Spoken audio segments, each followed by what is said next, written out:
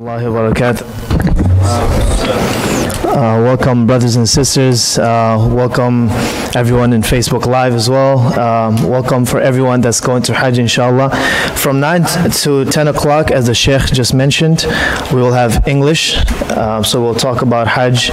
We'll talk about what to expect, the history behind it, and how we will perform different aspects of the Hajj, and how you can, proceed with us as well, and we will guide you as well. We'll talk about it all in the following minutes, inshallah. But I want to start off with a recitation of the Quran, and I would like to call Rakeen Chaudhry, Hafiz Rakeen Chaudhry.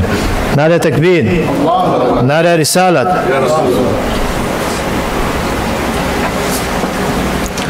Assalamu alaikum wa rahmatullahi wa barakatuh. أعوذ بالله من الشيطان الرجيم. بسم الله الرحمن الرحيم. ربما يود الذين كفروا لو كانوا مسلمين ذرهم يأكلوا ويتمتعوا ويلههم الأمل فسوف يعلمون. وما أهلكنا من قرية إلا ولها كتاب معلوم ما تسبق من أمة أجلها وما يستأخرون. وقالوا يا أيها الذي نزل عليه الذكر إنك لمجنون لو ما تأتينا بالملائكة إن كنت من الصادقين. ما ننزل الملائكة إلا بالحق وما كانوا إذا منظرين. إنا نحن نزلنا الذكر وإنا له لحافظون. ولقد أرسلنا من قبلك في شيع الأولين وما يأتيهم من رسول إلا كانوا به يستهزئون. كذلك نسلكه في قلوب المجرمين لا يؤمنون به وقد خلت سنة الأولين. ولو فتحنا عليهم بابا من السماء فظلوا فيه يعرجون لقالوا إنما سكرت أبصارنا بل نحن قوم مسحورون.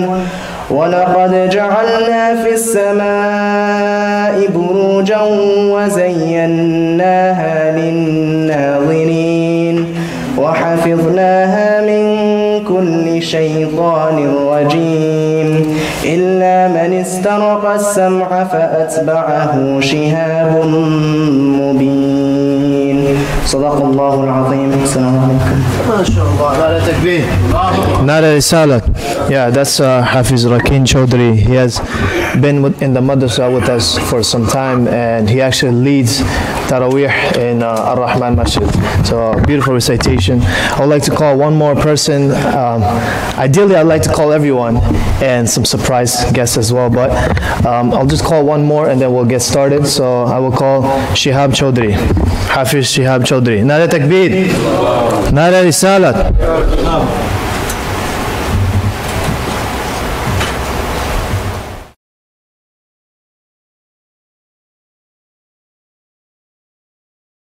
Assalamu alaikum wa rahmatullahi wa barakatuh. أعوذ بالله من الشيطان الرجيم. بسم الله الرحمن الرحيم. ربما يود الذين كفروا لو كانوا مسلمين ذرهم يأكلوا ويتمتعوا ويلهيهم الأمل فسوف يعلمون. وما أهلكنا من قرية إلا ولها كتاب معلوم ما تسبق من أمة أجلها وما يستأخرون وقالوا يا أيها الذي نزل عليه الذكر إنك لمجنون لو ما تأتينا بالملائكة إن كنت من الصادقين ما ننزل الملائكة إلا بالحق وما كانوا إذا منظرين إنا نحن نزلنا الذكر وإنا له لحافظون ولقد أرسلنا من قبلك في شيع الأولين وما يأتيهم من رسول إلا كانوا به يستهزئون صدق الله العظيم. السلام عليكم.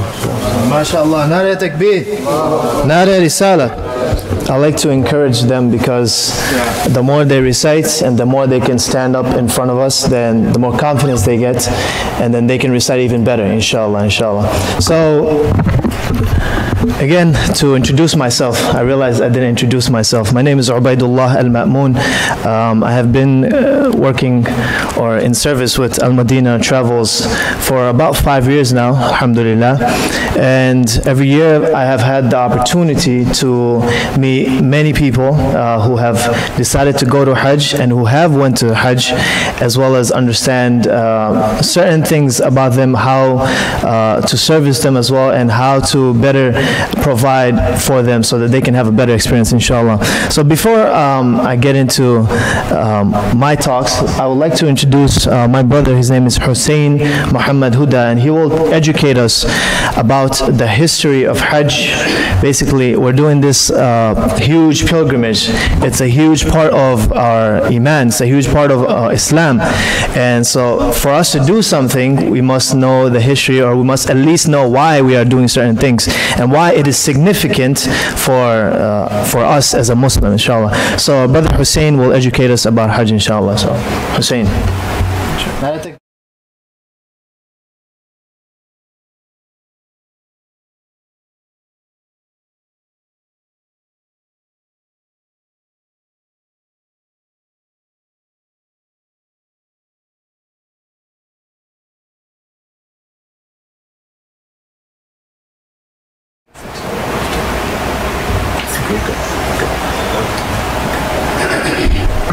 Assalamu alaikum wa rahmatullahi wa barakatuhu wa maghfiratuhu wa ridwanuh. I'd like to thank you guys for coming to this Hajj seminar. The purpose of this seminar is for us to physically, mentally, and spiritually prepare ourselves for the greatest journey of our lives. And now before we all go into the logistics, the schedule, and what day we'll be doing the various things, I want to talk about the history of Hajj. So why should we talk about the history of Hajj? If we don't know the history, we can't really internalize the significance and the value of each spot that we are in. Otherwise, we're just doing a bunch of exercises. We're just tourists in Mecca. Without knowing the history, without internalizing the real significance, the Hajj, the thousands of dollars that you saved up throughout your entire lives, it goes to waste.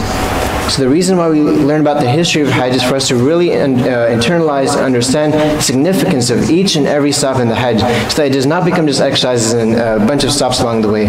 It becomes each moment a moment with you and Allah subhanahu wa ta'ala, a moment where you can see the history that is unfolding before your very eyes.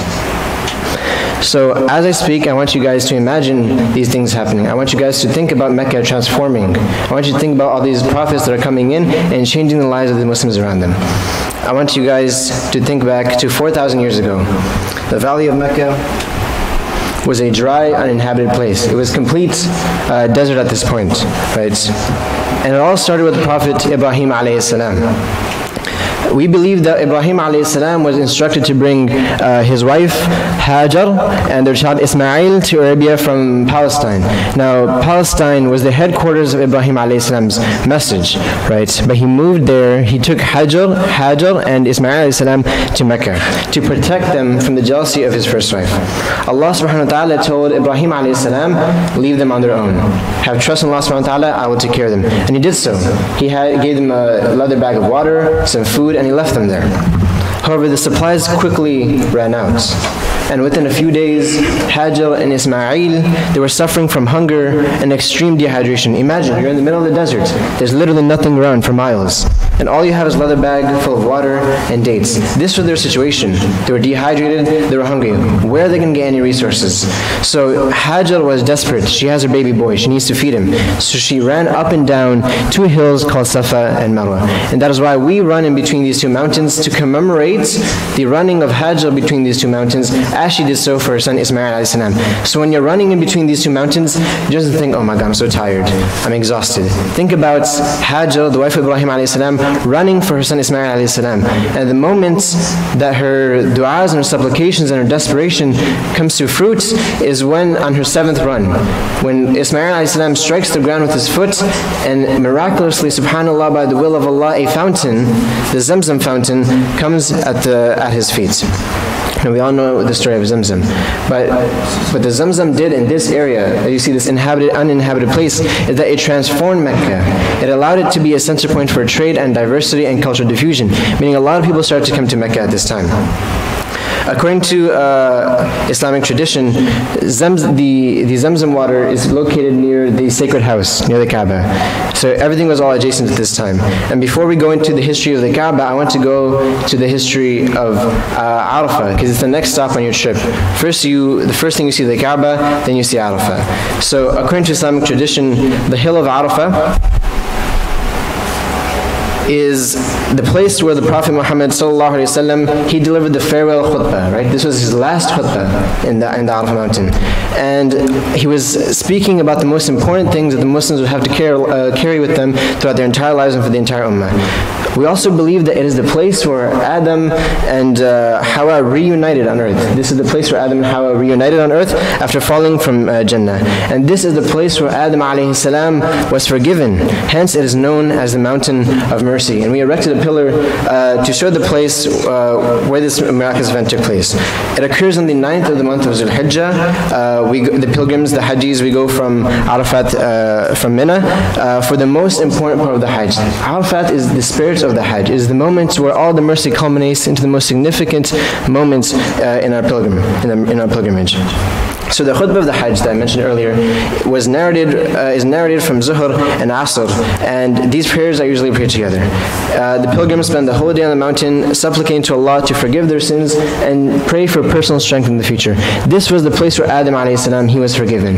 He was a Prophet sallallahu alaihi wasallam who was kicked out of Jannah. So it's the same place where so much mercy culminates to a point for all Muslims all around the world. So this is Arafah. Now I want to go back to the history of Hajj, right? Because we started at the Kaaba. That's the first thing you'll do, Tawaf al-Udum, the initial Tawaf. Then after that we have the Arafah significance. Now I want to go back to the steps of the Hajj, right? So let's talk about the first Kaaba. How did this occur? How did this happen? So after a while, right, I said that Ibrahim alayhi salam, he left his wife and his child Ismail in Mecca, right? So he's in Palestine right now. He returned from Palestine to check out on their family, see whether they're doing well, are they still alive? He has no idea, right? He comes back and much to his surprise, he sees them running a profitable well. This desert, this uninhabited dry place became an oasis by the will of Allah subhanahu wa ta'ala, right? So Ibrahim alayhi salam is amazed. Ibrahim alayhi salam was told by Allah subhanahu wa ta'ala, build a shrine dedicated to me. So Ibrahim alayhi salam constructed a small stone structure. Before it was not this massive structure that we see today. It was you see here is a very small stone structure. It even had a roof at the point where Ismail alayhi salam constructed it. This was an artist's rendition of how it looked at the time of Ismail alayhi salam. So it was to be the gathering place for all those who wished to strengthen their faith in Allah subhanahu wa ta'ala. As the years passed, Ismail alayhi salam, he grew, he gained status. He was Arabized by this tribe called the Jurhum tribe, right? And they taught him Arabic. They let him marry into their tribe. And it is from this line that Rasulullah sallallahu alaihi wasallam is descended from. Ismail alayhi salam, the grandfather of Rasulullah sallallahu alaihi wasallam, he married into this tribe, the Jurhum tribe. And from that tribe from this lineage came Rasulullah sallallahu alaihi wasallam, subhanallah. So after many centuries, Mecca became a thriving city. It became a trade city. It became a point of cultural diffusion thanks to its reliable water source, the well Zamzam. In Arabia, remember, it's a complete desert. People flock to wherever the water is. So people flock to Mecca, right? Another thing is that the people of Mecca were given respect because a message was shown to everyone. It doesn't matter who you are, what tribe you belong to, as long as you come to the Kaaba, you are safe. And in a time where people were killing each other for water, for insulting their fathers, for these personal vendettas, in a time where this was happening, when people would come to the Kaaba and had such immense peace and security, it was truly a miraculous thing at this time. So that is why at this point the city of Mecca became a center point of peace, diversity, and righteousness. After many years, Allah subhanahu wa ta'ala told Rasulullah sallallahu alayhi wa sallam that he should restore the Kaaba to the worship of Allah subhanahu wa ta'ala only. Because what happened to the Kaaba? After many years, right, Ibrahim alayhi salam brought the message, the people followed him. At first, people followed the religion of Ismail alayhi salam. Then the Quraysh, a man by the name of Amr bin Luhay, right, chief of the Khuzaa tribe, he went to Syria. He saw people worshipping idols. And since he was such a popular man among his tribe, since he has such a reverence and care for religion, since the people loved him, and since Syria was believed to be the center point, the locus of messengers and scriptures, he believed that the people worshipping idols in Syria were righteous. He went to Syria, he saw them worshipping idols, he said, this must be right, because Syria is the place of messengers and scriptures. So he went back to Mecca. Remember, his tribe is the leaders at this time. He went back to Mecca. He told them, I saw these people worshipping idols in Syria, they must be righteous. And the people followed the chief of Khuzaa because he was such a popular man, right? Amr bin Luhay. And they had this innovation. This is the way they justified it. Remember, they did not abandon Ibrahim alayhi salam's religion. They still say they worshipped Allah subhanahu wa ta'ala. They still say, we follow Ibrahim alayhi salam's religion, we follow Ismail. But they said, let us think of a way to become closer to Allah subhanahu wa ta'ala. You know, let's do like a good bid'ah. That's what they said. And their good bid'ah, their good innovation was that, let us create partners for Allah so that we come closer to Him. We're still worshipping Allah, so we're not kafir, but we're just giving little partners so they can mediate with us for Allah subhanahu wa ta'ala, they can bring us near to Allah subhanahu wa ta'ala, and they can lead us to Him. This is the twisted justification they used, right? And with the help of a jinn companion, Amr bin Luhay uncovered some idols from Jeddah, and he brought them to Mecca. At this point, 360 idols surrounded the Kaaba, and it was a place of paganism and shirk, to the point where people were worshipping the idols more than Allah subhanahu wa ta'ala themselves, to the point where people were giving sacrifice to the idols and taking the sacrifices they gave to Allah subhanahu wa ta'ala. So it all ended when Rasulullah came in the 623 AD and he kicked out all the idols. Right? In the year 628, the Prophet Muhammad he set out on a journey with 1,400 of his followers, and this was the first Hajj in Islam, 628, right? 4 years before the death of Rasulullah and would re-establish the religious traditions of Ibrahim alayhi salam.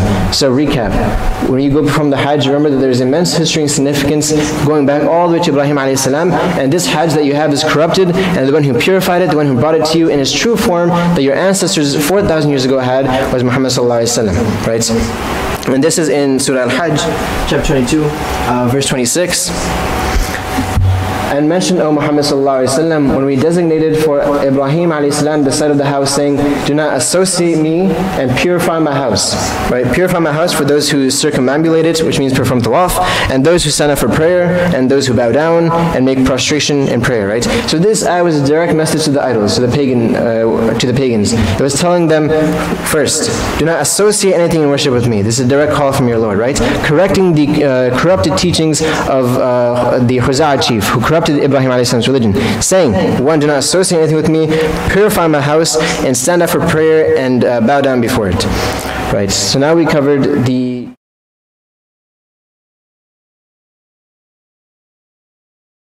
Now let's talk about the centerpiece of the Kaaba. So Ibrahim a.s., when he was building the Kaaba, there was a stone that was brought from Jannah, right? This is called Hajj al-Aswad. And it was brought from Jannah and presented to Ibrahim a.s. to be placed on the corner of the Kaaba, right? Ibn Abbas, may Allah be pleased with him, narrated the Prophet ﷺ said, the black stone came from paradise, and it was whiter than milk, but the sins of Adam turned to black, right? So du'as are accepted at the Hajj al-Aswad, and on the Day of Judgment it will be testified in favor of all those who kissed it. The stone itself will testify for you on the Day of Judgment, saying, forgive his sins. Subhanallah. Subhanallah. The Prophet ﷺ said, by Allah, on the day of Qiyamah, Allah will present the Hajj al-Aswad in such a manner that it will have 2 eyes and a tongue to testify to the iman of all those who kissed it. So good luck getting to the Hajj al-Aswad. It's always a struggle every year. I know some people do manage to make it, so start bulking now. It's truly rewarding. So Hajj al-Aswad has a very long, inshallah, history. Just so you guys know, the Hajj al-Aswad is not intact. It's not intact in the corner of the Kaaba. And it went through a lot. It went through a lot, the stone. When the Quraysh demolished the Kaaba to reconstruct it, a dispute arose when the building reached the level of the black stone. So let's go back to the first Kaaba. See, before it didn't have a roof, right? And the Quraysh were like, we need to build a roof, we need to raise it because there are thieves, they're stealing from it. So they started reconstructing it. So the Arabs at this time, they're all about tribe. You know, my father is this. Why do you get to do it? Your father was this person. You know, they all were fighting. They're about to go to war to see who would put the stone in the corner. They're about to kill each other to have the honor of putting this stone on the corner of the Kaaba.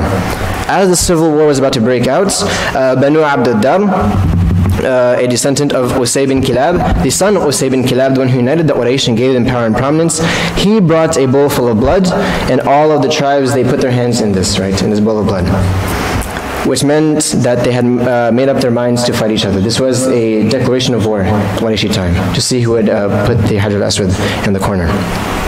But Abu Umayyah ibn al-Mughira, the elder of Mecca, he asked the Quraysh to agree on the judgment of the first person to walk into the holy sanctuary, right? And to come through the Bani Shayba gate. And they all agreed on this suggestion. And by the miraculous nature of this, by the decree of Allah subhanahu wa ta'ala, is that the first person to walk through that gate was Rasulullah sallallahu alayhi wa sallam. SubhanAllah. This was 5 years before his mission, right? This is 5 years before his mission even started. He put the black stone in the middle of a piece of cloth, and he asked a representative of each tribe take a corner, and we'll all put into this place. Then Rasulullah sallallahu alaihi wasallam, he picks up with his noble hands and he put it into the corner. He restored it to its original place. This was how Rasulullah sallallahu alaihi wasallam prevented a civil war among the Quraysh from breaking out. He prevented Mecca from falling into complete ruin by a supreme demonstration of wisdom on his part. So after building the Kaaba, right, let's go back to Prophet Ibrahim alayhi salam. He would continue to Mecca to perform Hajj, right? Hajj was still happening way before Rasulullah sallallahu alaihi wasallam. In the time of Ibrahim, people were still coming to do Hajj. Even though they forgot some aspects, even though they had some idols, people still, did Hajj around the Kaaba. So he did this every year, right? And after his death, this continued by Ismail alayhi salam. However, with the passage of time, both the form and the goal of the Hajj rites were changed, right? As I said before, idolatry spread throughout Arabia, the Kaaba lost its purity, and idols were placed inside the Holy Kaaba, right? Its walls became covered with poems and paintings, including one of Jesus and his mother Maryam, and eventually, as I said before, over 360 idols came to be placed around the Kaaba during the Hajj period itself. Now I want to go into the atmosphere of the Kaaba. This was how bad it was before.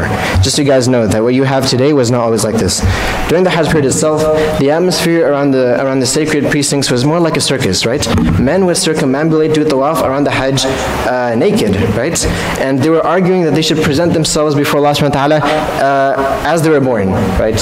So they were just randomly spouting some religious justifications out of their head. So their prayer became devoid of all sincere remembrance of Allah subhanahu wa ta'ala, and was instead reduced to a series of hand clapping, whistling, and blowing of horns. It became like a circus. It became less of a religious remembrance and more of a party around the Kaaba, right? Even the talbiyah, we say labbaik Allahumma labbaik, even this was distorted with the following additions: no one is your partner except who is permitted by you.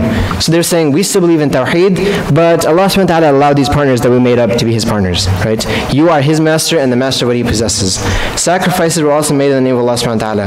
However, the blood, people would put the blood of the sacrificed animals on the walls of the Kaaba, on the walls of the Holy Kaaba. And the flesh was hung from pillars on the Kaaba in the belief that Allah demanded the flesh and the blood of these animals. So in summary, the reason why I went into this is I want to demonstrate that people totally abandoned the teachings of their forefathers and leader Ibrahim alayhi salam. The house that he had made pure for the worship of Allah subhanahu wa ta'ala alone had been totally desecrated by the pagans, and the rites which he had established were completely distorted by them. This extremely sad state of affairs continued for nearly 2,500 years. But then after this long period, the time came for the supplication of Ibrahim alayhi salam to be answered. Ibrahim alayhi salam made a dua to Allah subhanahu wa ta'ala. O Allah, O our Lord, send amongst them a messenger of their own, who shall recite unto them, Yes. In Surah Baqarah, chapter 129, Ibrahim a.s. makes a dua to Allah subhanahu wa ta'ala after he finished making the Kaaba.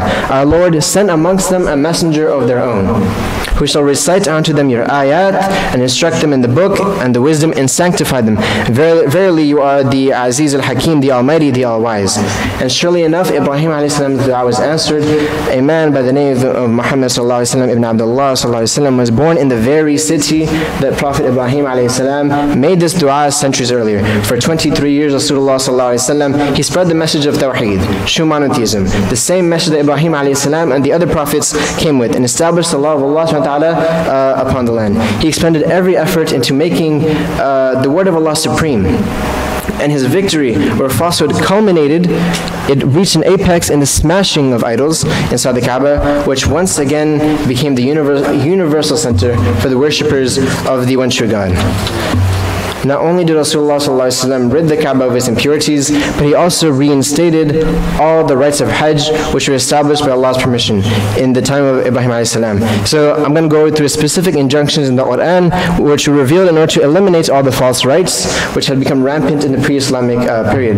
All indecent and shameful acts were strictly banned in Allah's statement. In Surah Baqarah, chapter 2, verse 197, there is to be no lewdness, no wrangles during Hajj. As I said before, they used to do tawaf naked, right? So Allah subhanahu wa ta'ala said, there should be no lewdness, no wrangles during Hajj, right? People also used to compete to exalt their fathers and their tribes' achievements, right? Allah subhanahu wa ta'ala said, no more. He says in Surah Baqarah, chapter 2, verse 200, and when you have completed your rites of Hajj, then you remember Allah as you remember your forefathers, nay, with a more vigorous remembrance. People also used to compete to see who was more generous. Things weren't sincere anymore. If you could donate more to the pilgrims, you were seen as higher in rank and status. So of course, the feeding of the poor pilgrims was still encouraged, as this was done during the time of Ibrahim a.s. But Allah commanded that the slaughtering animals, which was done for this purpose, should be done seeking the pleasure of Allah rather than the pleasure of the people. Right? He said in Surah Al-Hajj, chapter 22, verse 36, so mention the name of Allah over these animals when they are drawn up in lines.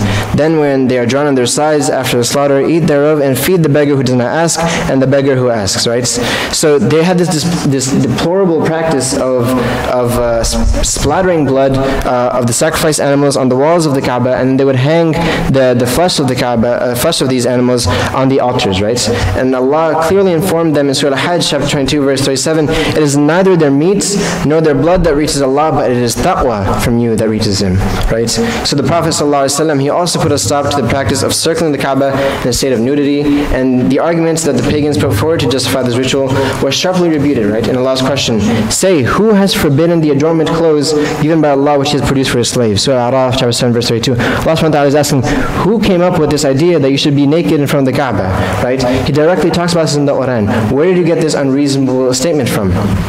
Another custom which is prohibited through the Quran was that of setting off for Hajj without taking any provisions for the journey. In the pre-Islamic period, some people who came to be mutawakkilun, right? Some people claim to have complete trust in Allah subhanahu wa ta'ala. They're like, we have extreme tawakkul in Allah subhanahu wa ta'ala. We're not going to take anything with us. We're going to go to Mecca and we're going to beg for all of our food, right? So they would travel to Hajj begging for food throughout the whole journey, saying, we depend on Allah subhanahu wa ta'ala. They considered this form of behavior a sign of piety, right? An indication of how much faith they had in Allah. By begging, right? We didn't perform any preparation. Allah subhanahu wa ta'ala is giving us everything. However, Allah subhanahu wa ta'ala told mankind that to have sufficient provisions for the journey was one of the preconditions for making the Hajj.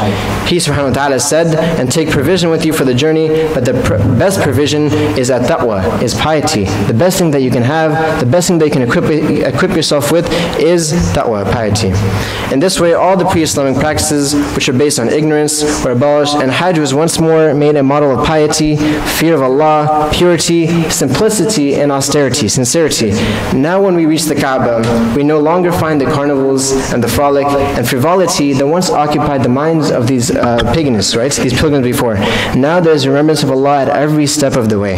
And every action and sacrifice was devoted to Him subhanahu wa ta'ala alone. It was this kind of Hajj that was worthy of the reward of Jannah, right? And Rasulullah sallallahu alaihi wasallam, as we all know this hadith, the reward for an accepted Hajj is nothing less than paradise. May Allah subhanahu wa ta'ala grant us the ability to visit His house and perform the Hajj in the manner of Rasulullah sallallahu alaihi wasallam. Ameen. Assalamu alaikum wa rahmatullahi wa barakatuh. MashaAllah, MashaAllah. Nara takbir, nara risalat.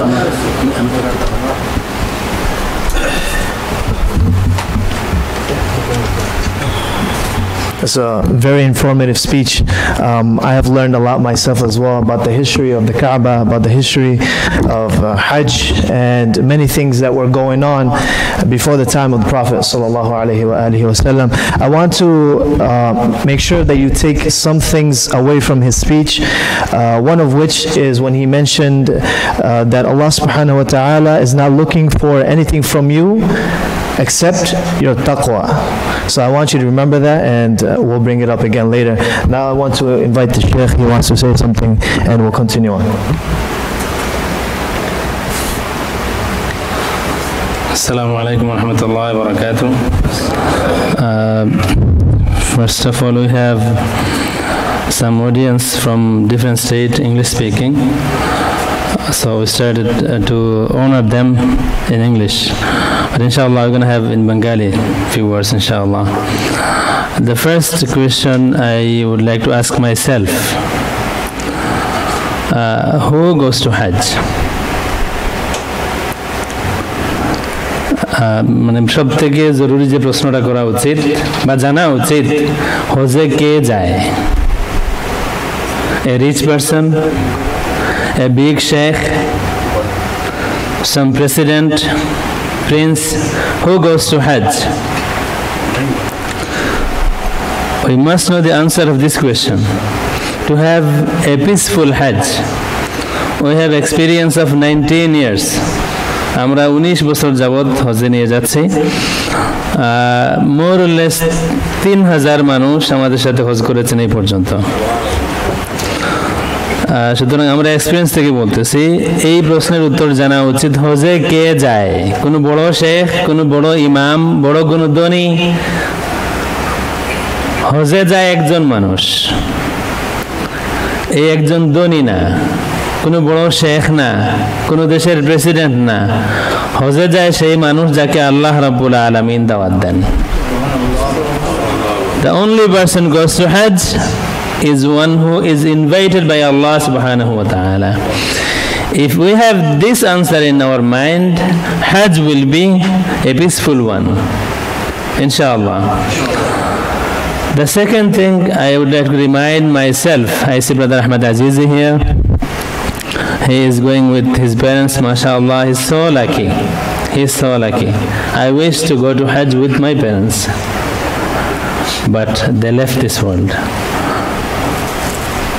The second thing we should remind ourselves in Hajj, the practice we must do in Hajj full time is sabr.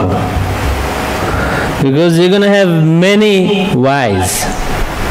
Every time your mind will say, okay, ask question, ask Huzur, why this, why that? So many whys. And the answer is, have sabr. You are invited by Allah, not invited by any king or any president or any sheikh. You are invited by Allah. If your ticket is done, you granted a visa, your hotel is booked, your transportation is done, everything is okay, now we have nothing to do for you. If some place you see late, or some officers, remember we are going from America, a first world to third world. আমরা America থেকে প্রথম বিশ্ব থেকে আমরা যাচ্ছি তৃতীয় বিশ্বতে, অনেক তফাৎ আছে। তো if you see an officer, will consider him not qualified to do this job. Smoking cigarettes, wasting our time. We are in the line 2-3 hours sometime. So you'll be asking questions, maybe this Huzur or this Sheikh, he did not do the right things. He brought us to a wrong person. So many ways, Shaitan is there. So this is why I would like to remind myself and yourself, have sabr throughout your journey. Not everything in our hand. Not everything in our hand. We have to work with so many agencies. So many agencies. So আমি মনে করি আমার এটা আমি time নিলাম। আমার হাজির সাহেব দেখতেছিলেন আমাকে যে শুধু ইংলিশ বলে বাংলা কিছু বলে না, তো বাংলা কিছু বললাম আর কি, যে হজে সবাই যেতে পারে না, হজে সবাই যেতে পারে না, যায় না, সেই হজে যায় যাকে আল্লাহ দাওয়াত দেন। এবং প্রতি বছরের কত এক্সপিরিয়েন্স জমা হয়েছে 19 বছরে। এই বছরও যদি ওজন পার্কে কেউ এসে দেখেন জানবেন একজন পাসপোর্ট দিয়েছেন, ভিসা হয়েছে within half an hour. American পাসপোর্টে এখন ভিসা হয়ে যায়, আমরাই প্রিন্ট করি, কিন্তু উনি যেতে পারবেন না। অনেক কষ্ট করে 2-3 দিনে, যে ভিসা হলো আধা ঘন্টায়, এই ভিসা ক্যান্সেল করতে 2-3 দিন সময় লাগছে। তার মানে ওনাকে এই বছর আল্লাহ রাব্বুল আলামিন ইনভাইট করেননি। আল্লাহ রাব্বুল, এটা যদি মাইন্ডে দেখে যে আমাকে আল্লাহ দাওয়াত দিয়েছেন, আমি আর কারো দাওয়াতি নই, আমি আর কারো মেহমান নই, আমি আমার আল্লাহর মেহমান, হজে মজা আসবে। আর একটা বিষয় যে হজে আপনি গ্রুপের সাথে যাচ্ছেন, আপনি সবসময় গ্রুপের সাথে থাকার চেষ্টা করবেন। আপনার মাইন্ডে আসতে পারে এগুলো তো আমার জানা আছে, এগুলো আমার জানা আছে, আমি করি। এই কাজ একজন করছিলেন বেশ কিছু আগে, এগুলো ইজি, এটা শেখ লাগবে না। আমি বাড়ি চলো, আমরা শয়তান মারতে যাই। উনি ফজরের আগে প্রথম পার্সন আমাদের কাফেলা থেকে শয়তান মারতে গেছেন। আসার পরে এখন প্রায় প্রতিদিন 2টা দিনের দম লাগে ওনার, প্রতিদিন 2টা দিনের দম লাগে। মানে ওনার দম লাগতে লাগতে অবস্থা এমন হয়েছে কাফেলার সবাই ওনার ফতোয়া দিতে পারে, মানে সবার জানা আছে প্রতিদিন 2টা দম ওনার লাগবে, 2টা-3টা। আমি জানতে চাইলাম বিষয়টা কি, আপনি কোথায় ছিলেন? তো শুরু হলো মুজদালিফা থেকে। তো মুজদালিফা থেকে তো আমি তো ভাবলাম যে আপনারা তো গ্রুপের সাথে আসবেন, টাইম ওয়েস্ট হবে, আমি আগে যাই। আমি ফজর আগেই গেছি। আসলে আপনারা আমাদেরকে অনেক কিছু বুঝাইছেন, সত্য না কি সত্য না? আপনারা বুঝাইছেন হাজারা শয়তান মারাতে অনেক ভিড় হয়, আমি যাই কোনো ভিড় নাই, একজন মানুষও নাই, আমি একা মারছি। শয়তান মারতে গেছেন উনি এই গত 19 বছরের ভিতরে শয়তান মারতে গেছেন 24 ঘন্টার মধ্যে, এনি টাইম শয়তান মারতে গেছেন, আর ভিড় নাই, কেউ নাই। আপনি কোথায় মারছেন? বলেন যে ওই যে সামনে ব্রিজটা, ব্রিজের প্রথম পিলার, দ্বিতীয় পিলার, তৃতীয়, বহু পিলার আছে, আমি প্রথম 3টাকে মারিয়ে আসছি। এখন না 3 ফ্লোর 4 ফ্লোর হয়েছে, আগে ছিল 2 ফ্লোর। তো উনি তো পিলারেই মারে। তো ব্রিজের পিলার শুরু হয়েছে, প্রথম পিলার, দ্বিতীয় পিলার, তৃতীয় পিলার, 3টা মারার পরে বলছেন আর মারবো না, শেষ। হুজুর 3টা বলছে। তো এই কারণে গ্রুপের সাথে যাচ্ছেন, গ্রুপের সাথে থাকার চেষ্টা করবেন। কোনো প্রশ্ন আসে প্রশ্ন করবেন, ফ্রি থাকবেন। কোনো অসুবিধা হয় সরাসরি বলবেন, কোনো অসুবিধা হয় আমরা যারা আছে আমাদেরকে বলবেন, অন্য কোনো হাজিকে বলবেন, বলার পরে কোনো সলিউশন তো হবে না। সুতরাং সরাসরি আমাদেরকে পাবেন, আমাদেরকে বলবেন ইনশাআল্লাহ আজিজ। আর এরপরে ইনশাআল্লাহ মামুন কন্টিনিউ করবে। আর শেষ থেকে আমি আবার ইনশাআল্লাহ বলবো কিছু। আসসালামু আলাইকুম ওয়া রাহমাতুল্লাহি ওয়া বারাকাতুহু। Yeah, it's a very important question for us to ask ourselves. Who goes to Hajj?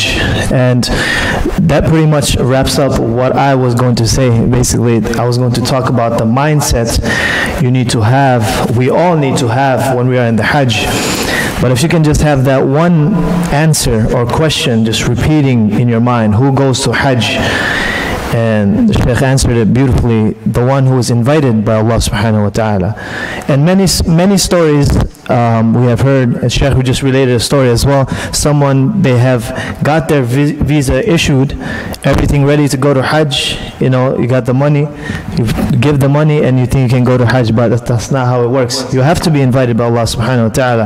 Because the invitation was not there, something happened and he had to leave. And another story as well, someone went all the way to Mecca and did not get a chance to see the Kaaba. He had to come back because he was not invited.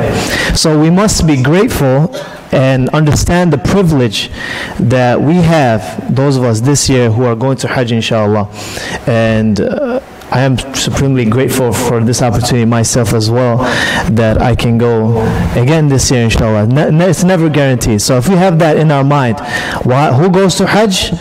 It is the one who's invited by Allah subhanahu wa ta'ala. Just picture yourself if you're going to someone's house, someone you really, let's say for example the president, you respect the president, we'll respect the president even if we don't like him. Let's say the president invites you to his house, let's say it's not Donald Trump or somebody else, right? So even if we don't like him, we'll still show the respect and we'll act a certain way.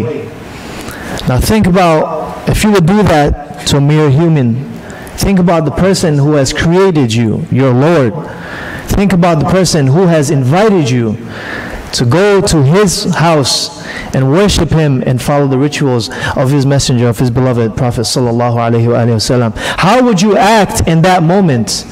If you were to act beautifully, respectfully, with character, when you are going to, say, for example, the President's house, why would you not act the same way when you are going to Allah's house?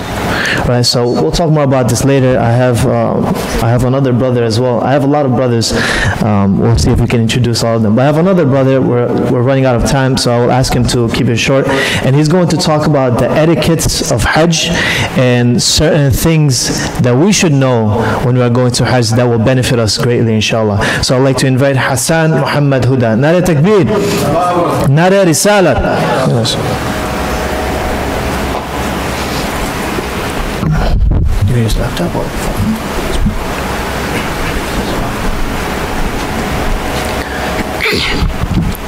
Assalamu alaikum wa rahmatullahi wa barakatuh. Dear brothers and sisters, once again I welcome you and I appreciate you guys coming all the way here to learn a little bit about Hajj, to educate yourself before you go on this very important journey. And I've gone to Hajj a couple of times myself, and I've seen many other people, and I've had the pleasure of going with a lot of people, and I understand that one of the most common questions and one of the most common concerns is how can we improve our life after we leave from Hajj? How can we improve our life after the pilgrimage is over? How can our lives change? And the best way is to ask Allah subhanahu wa ta'ala when we are there, to ask Allah subhanahu wa ta'ala to help us and to make dua. And we know, as my brother Hussein, he mentioned before, all of these blessed places, at Arafah, when you see the Kaaba, there's so many blessed places that you see, and there are going to be a lot more. Inshallah, the group leaders, they're going to show you and they're going to tell you a little bit of the history about each place, and there are so many places and that have so much significance behind them. And it's very important to know, to prepare yourself from beforehand where you're going to make dua and to understand the weight of each dua that you're going to make. And one very important place to make dua is right when you go there and right when you glance the Kaaba. That first glance is very famous, that this first glance, the dua that you make when you see the Kaaba for the first time, it is always accepted. Subhanallah. And another very important place, and you go there, you're going to feel very spiritual in this area. And of course you should always make dua at every moment that you possibly can, and especially when you go on Hajj, everywhere is the best place, everywhere is a good place to make dua. And the mataf, where everyone knows where you make 7 rounds around the Kaaba, this is called the mataf. You make those 7 rounds of tawaf. It's good to make dua there. And one very special place and very important place, and one place that always fascinates me, is the Hatim, which is the semicircle that physically it looks like it's outside of the Kaaba, and it's not inside that structure, the building that we see to be the Kaaba. It's a little semicircle, it's a little area just in front of the Kaaba where you always see people praying. And this place, according to the Prophet Muhammad sallallahu alaihi wasallam, is considered to be an inner part of the Kaaba. And so when you offer 2 rakats inside the Hatim, it's like you're offering salah inside the Holy Kaaba. Subhanallah. And it's a place where supplication, it is accepted. Now another place, I remember Brother Hussein, he mentioned Hajj al-Aswad, famously a place where you can kiss it and you can make dua and where all your sins will be forgiven. We all know of this place, but the place opposite to it, the corner opposite to Hajj al-Aswad, the Rukn Yaman, it was sunnah for the Prophet Muhammad sallallahu alaihi wasallam to make a dua when passing this corner while approaching Hajj al-Aswad. He would make the dua, رَبَّنَا آتِنَا فِي الدُّنْيَا حَسَنَةً وَفِي الْآخِرَةِ حَسَنَةً وَقِنَا عَذَابَ النَّارِ. inshallah, you guys will always, if you follow along with the group leader, he will be reciting these du'as, and if you follow along with him, he'll give you time to repeat after him. If you follow along with him, you'll say all these many du'as, and you will definitely recognize this one because this one's very common, and you will repeat it over and over again. And another place, after you do the tawaf, there's the Maqam Ibrahim, and it is the order of Allah subhanahu wa ta'ala in the Holy Quran that the Muslims, they offer salah behind this area, the Maqam Ibrahim. It is the little golden colored structure, a couple, maybe 10-15 yards from the Kaaba, and it's very, very obvious. You could see it. Allah subhanahu wa ta'ala, He instructs Muslims to offer salah behind it, and inside it is the blessed footprint of Ibrahim alayhi salam.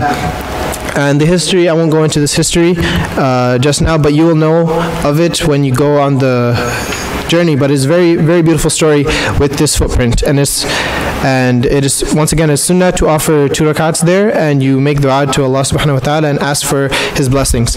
And finally, I want to speak about the most important dua, and one dua that we should all prepare what we're going to ask for from Allah subhanahu wa ta'ala, especially in this place, is the dua in Arafah. And I'd like to say one hadith. خير الدعاء دعاء يوم عرفة وخير ما قلت أنا والنبيون من قبلي لا إله إلا الله وحده لا شريك له له الملك وله الحمد وهو على كل شيء قدير. This is in Sunan al-Tirmidhi, and it says that the best of supplication, the best of du'as, is the du'a of the day of Arafah. And the best of what I and the prophets before me have said is, none has the right to be worshipped but Allah alone without partner. To Him belongs all that exists, and to Him belongs the praise, and He is powerful over all things. So the Prophet Muhammad ﷺ, he himself is saying that the du'a at this place is the best of all du'as. And we should, inshallah, when we go there, there will not be enough time for all of us. You will have a lot of time, but once you leave there, you won't get. It's going to be very hard to get this opportunity once again to ask Allah subhanahu wa ta'ala whatever your heart desires, whatever you need for after this pilgrimage is over. And this standing in Arafah, this dua in Arafah, the standing of Arafah is one of the fara'id of Hajj, and it's very important that we complete this. And I'd like to end with that. وآخر دعوانا أن الحمد لله رب العالمين والسلام عليكم ورحمة الله وبركاته. MashaAllah. Nara takbir. Nara risala. Yeah, so we've had some quite nice adventures when we went to Hajj and Umrah together. We climbed Jabal an-Nur together, so that was fun as well. So I have a question for everyone that is here, as well as those of you in Facebook Live. You can just leave a comment down below. Who's going to Hajj this year? MashaAllah, MashaAllah, MashaAllah. So that's good. The reason why I ask is because I want you to start getting in the mindset that you are indeed going to Hajj, inshallah, this year. So I want to prepare you that your Hajj doesn't start when you have landed in Mecca or Jeddah. That's not where your Hajj starts. Your Hajj starts now. You want to prepare your mind, you want to prepare your mindset, you want to prepare your habits now, so that by the time you land in Jeddah, by the time you go see the Kaaba the first time, you actually feel something. And many times I have seen the many years that I have had the opportunity to go to Hajj, I have seen many brothers, many sisters go to Hajj, and there's different reactions from different people. So imagine you've never been, every year, we're all Muslims here, alhamdulillah. Every day we pray 5 times a day, or we try to, and we try to improve our iman with Allah subhanahu wa ta'ala. Now when we go and see the house, the Kaaba, the same place, direction we pray towards, the same creator that we pray to, when we first see that house, if we don't feel something, then there's a situation, there's a problem. And so when these people, few people, you see, when you first see the Kaaba, the Lord that you have been praying to 5 times a day, not even having to see Him, and just believing with your faith, when you see His house, and if you don't feel something, then again, there's a problem. So that is why I want us to start preparing now, start understanding now. I am improving my mindset. I'm going to see Allah subhanahu wa ta'ala's house, and when I see it, I want to feel something. I see brothers, they see the Kaaba first time and they are just in hysterics, crying, just very grateful, asking Allah subhanahu wa ta'ala for everything they have ever wanted, their family, their desires, their wealth, they are asking Allah subhanahu wa ta'ala. Whereas there's others, you see the Kaaba, you're standing in front of the same house that you pray towards and same creator that you pray to, and you don't feel anything. It's like a tourist attraction, you know. And so I want us to prepare ourselves to not fall into that trap, because there is something, and the reason why I say this for your benefit, but as well as my benefit as well. Why is it your benefit? Is because you will feel the fruits of Hajj, you'll feel the fruits of Iman, you will feel that you just want to stay there. Instead of like coming back, you go do the Hajj, you don't want to just come back. You feel every single day and you feel like a changed person. You actually went through a journey, a pilgrimage, instead of just going and visiting a place. It's not a vacation. That's what I like to say. It's not a vacation. We are not going to a vacation. If you think you're going to a vacation, that's the wrong mindset. This is not a vacation. This is an ibadah. This is a journey for Allah subhanahu wa ta'ala. Think of when you're praying. When you pray your daily prayers, how's your concentration? How's your focus?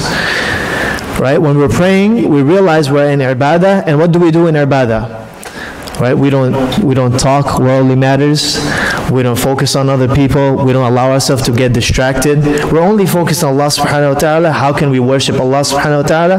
And how can we get closer to Allah subhanahu wa ta'ala? So when we're there in tawaf, in the whole Hajj in Medina as well, especially in tawaf, you'll see yourself walking 7 times. After a while, some of us are just, I just want to keep doing it, keep asking Allah. Some of us may get bored, and that's what I want us to avoid. This is an ibadah. So the phone, when we're doing tawaf, it's an ibadah. Just like when we're praying, we don't talk on the phone. When we're doing ibadah, tawaf, we are not talking on the phone. We are not talking to the person next to us. We're not asking, how's your day? We're reciting dua, we're reciting durood, and we're just worshipping Allah subhanahu wa ta'ala. Every single part of Hajj, we should be doing that, because the whole part is an ibadah. And I tell you, I guarantee you, brothers, I guarantee you, sisters, I guarantee you, if you have the mindset, like the Sheikh said, who goes to Hajj, and you have the mindset, a person who is invited by Allah subhanahu wa ta'ala, and you have the mindset that I am doing ibadah the whole time, you'll be a changed person. I can guarantee it. You'll be a changed person, and you will feel the fruits, the true fruits of Islam, the true fruits of Iman. I have experienced it myself, and it's a whole different feeling. So that's the benefit for you. What's the benefit for me? If you are in the mindset that this is an ibadah and you are looking to worship Allah subhanahu wa ta'ala, that makes it easy for me to worship Allah subhanahu wa ta'ala. That makes it easy for your neighbor who sleeps in the bed next to you to worship Allah subhanahu wa ta'ala. That makes it easy for everyone to worship Allah subhanahu wa ta'ala. Remember, brothers and sisters, we're not going to Hajj alone.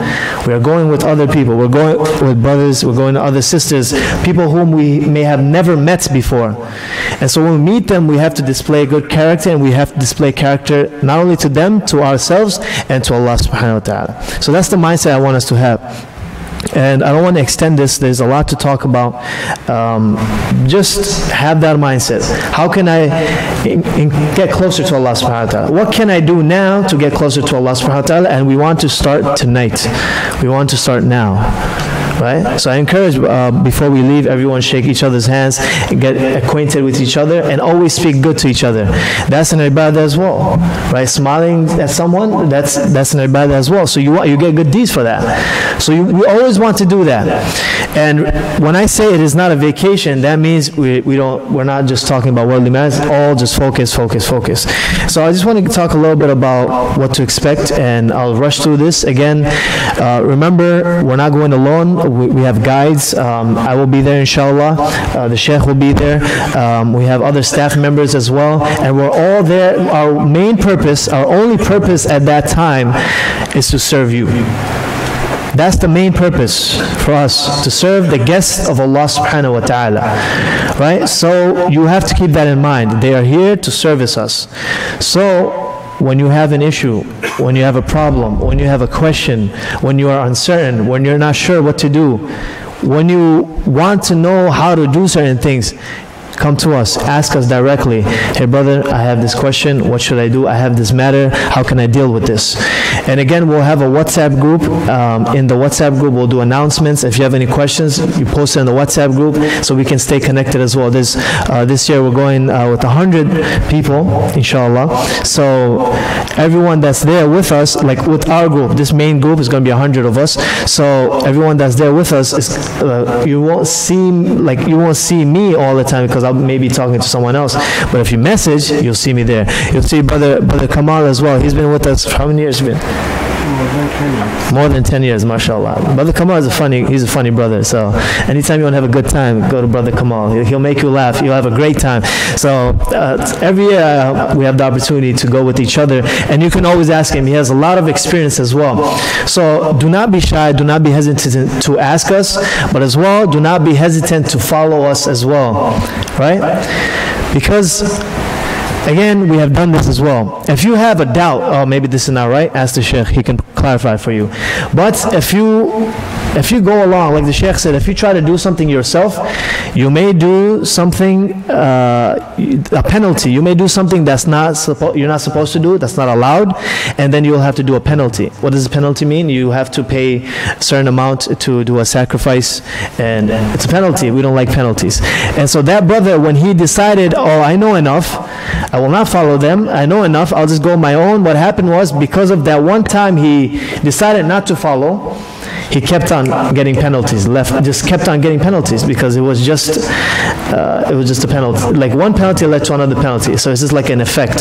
So we want to avoid that. Just follow us from the time you get before you get on the plane, from the time you go to the airport, we'll be there, we'll guide you all the way till the time you come back. That's it, end of story. By the time you get to the airport, from that time to the time you come back, we will be your guides, right? Just follow us. We will show you exactly what to do, when to do it.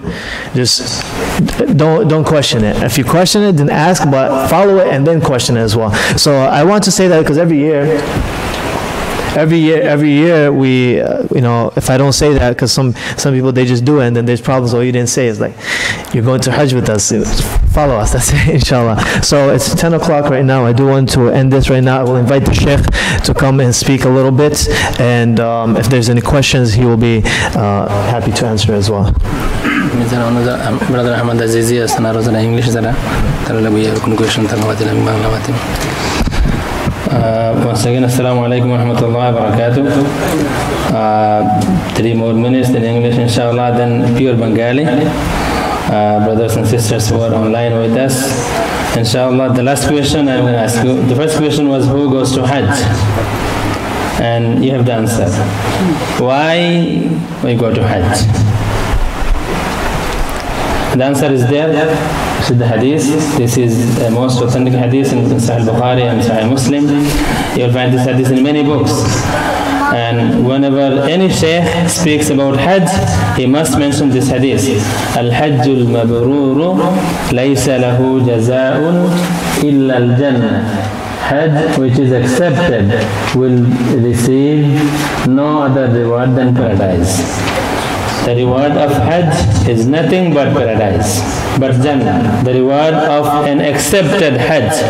The reward of an accepted Hajj is nothing but Jannah. which Hajj is accepted?